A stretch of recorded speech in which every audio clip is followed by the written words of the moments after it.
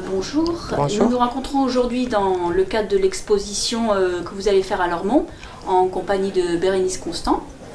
Et vous avez différents types d'œuvres, des peintures, des sculptures, des livres, même des affiches. Et d'ailleurs dans les livres nous en avons eu un petit aperçu lors de l'exposition Carnet d'artistes en mai dernier à Lormont. Cette fois-ci, dans cette exposition, quel type d'œuvre allez-vous présenter? Alors d'abord, ça va être le travail sur lequel je suis en ce moment. Et il va y avoir des sculptures, c'est-à-dire c'est un travail sur bois, découpé et brûlé, et des peintures, peintures à l'huile sur papier. Voilà. Alors, les sculptures, il y a les silhouettes, ce que j'appelle les marcheurs. Et sur les marcheurs, donc est-ce qu'on peut les rapprocher des passants? Est-ce que ce sont des passants qui vont plus loin, qui voyagent plus? Les marcheurs sont la suite du travail que j'avais fait sur les passants, effectivement. C'est-à-dire de passants, les gens sont devenus marcheurs, et peut-être aussi que j'en fais partie.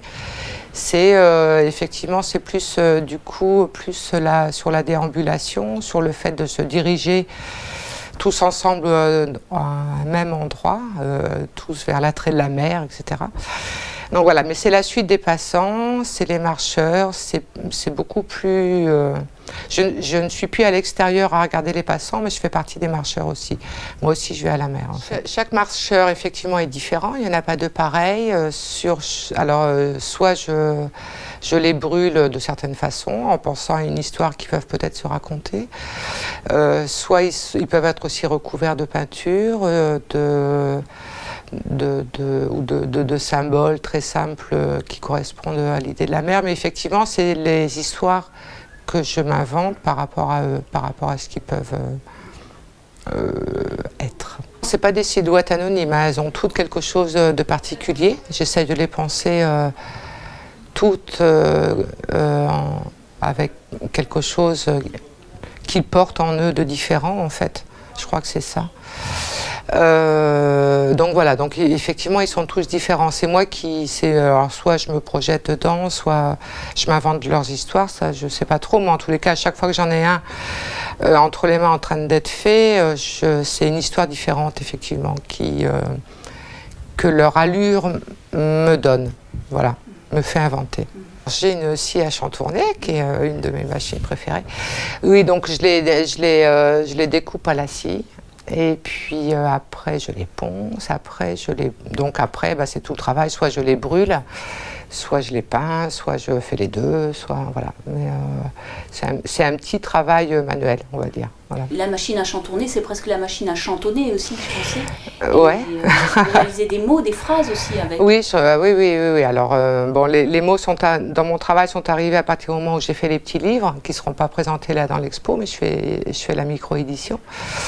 Donc, les mots ont commencé à venir dans la peinture, et puis en fait, sont devenus des mots en eux-mêmes, en bois, donc. C'est pas une langue de bois pour autant. C'est pas une langue de bois, quoique ça pourrait un peu des fois.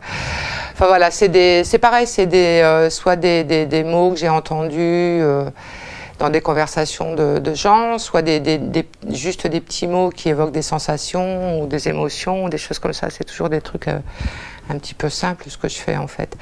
Je suis quelqu'un qui raconte les petites choses de la vie. Les légères et puis les moins légères aussi des fois si on veut bien les voir. La peinture à l'huile, non, ce que j'aime dans la peinture à l'huile c'est d'abord parce que je peux la fabriquer moi-même avec des pigments, de l'huile et tout ça. Donc je peux lui donner la matière que je commence un petit peu à contrôler au bout d'une vingtaine d'années.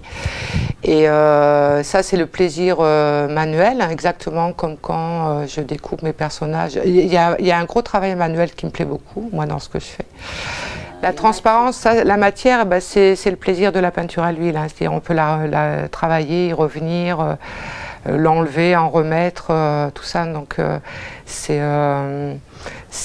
marrant parce que c'est quand même pas mal de travail finalement qui donne cette légèreté, quoi. De plus en plus, mon travail, c'est une somme de petits plaisirs manuels qui se rassemblent, qui se combinent pour raconter les choses de la vie, comme aurait dit Claude Sautet.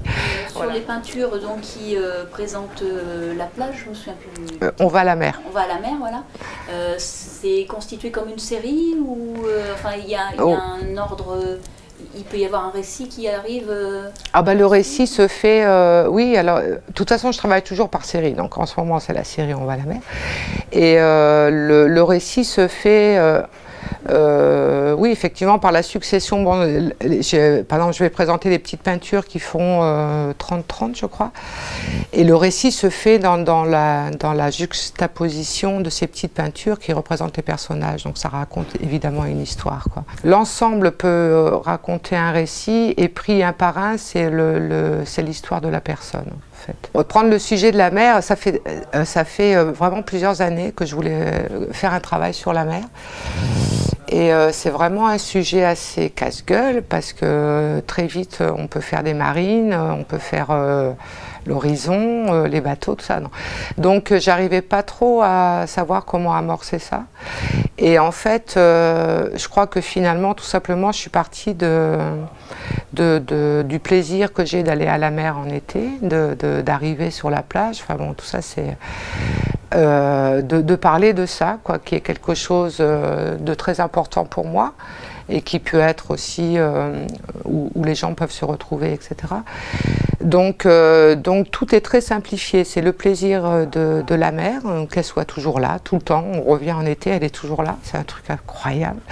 Et toutes les sensations qu'on peut y avoir, y trouver, ça fait marcher les souvenirs, ça fait marcher plein de choses, c'est quelque chose de très agréable.